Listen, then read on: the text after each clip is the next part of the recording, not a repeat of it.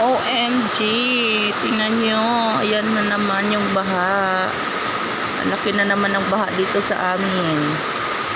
Mauubos na yung ano na yan. Maubos na yung tanim na mga tinanim na wash out na. Pati yung saging na yan. Unti-unti nang na ano, unti-unti nang nababawasan. Ayan pa yung iba. Ayan na mayroon pang ano, meron pang tanim na papaya. Mamaya ma-wash out na rin yan. Lakas ng tubig, oh. Galing sa ano yan, galing sa bundok yung ano na yun, tubig na yan. Magdamag yung ulan. Magdamag yung ulan dito sa amin. Ayan, comment nyo dyan sa baba kung umuulan din dyan sa inyo. Lakas ng tubig. Galing sa bundok yung ano na yan, tubig na yan. Ulan pa lang, ganyan nakalaki ang tubig sa sapa. Oh my, oh my. Ang aking mga sinampay, nangamoy na yung mga sinampay ko. Nagtambak yung sinampay namin. Wala nang katuyuan, wala nang masuot. Wala na tayong masuot nito. Ilang araw na sunod-sunod yung ulan. Mga mag-iisang linggo na yata dito sa amin na panay ulan. Wala nang masuot ang mga person. Kawawa yun doon, oh, banda doon sa baba. May bahay pa yun dun eh. Ayun na, malapit na sila. Malapit na yung bahay nila maano ng tubig. Ayun doon sa may kabila. May bahay yun doon sa baba. Iwan ko lang kung saan sila dumadaan. Dumadaan sila doon yata sa paakyat sa kabila. Malapit na yung tubig sa kanila, oh. Yan yung delikado. Kasi yung ano, buhangin, tinatangay siya ng tubig. So may chance talaga na umakyat yung tubig doon sa bahay nila.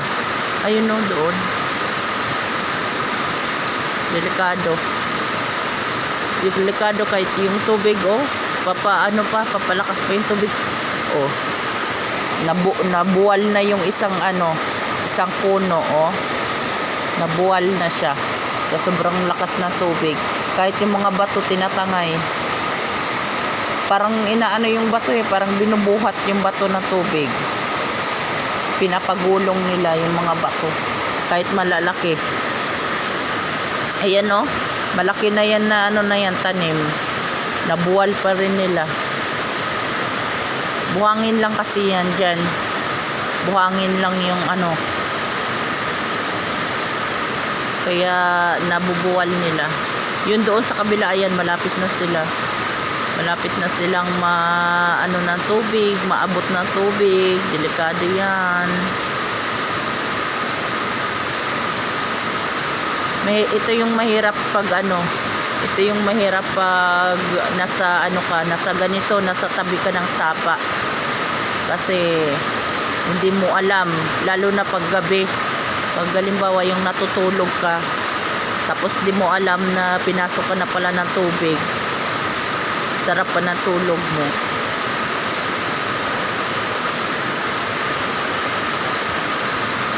Lakas ng lakas ng tubig kagabi pa to eh. Kahapon hanggang ngayon non-stop. Pati nung isang araw, mag-isang linggo na nga yata. Yung manok, oh. Nanginginig na siya. Nanginginig na. Sobrang lamig. Sobrang lamig. Ganito yung dito sa amin. Oh. Na to. Nakakatakot. Buti na lang yung dito sa amin, siya. bato yung ano namin na to yung tinayuan. Kumbaga ano na siya, planas. Kaya hindi siya maano ng tubig. Depende na lang kung tumaas pa yung tubig. Wag naman sana.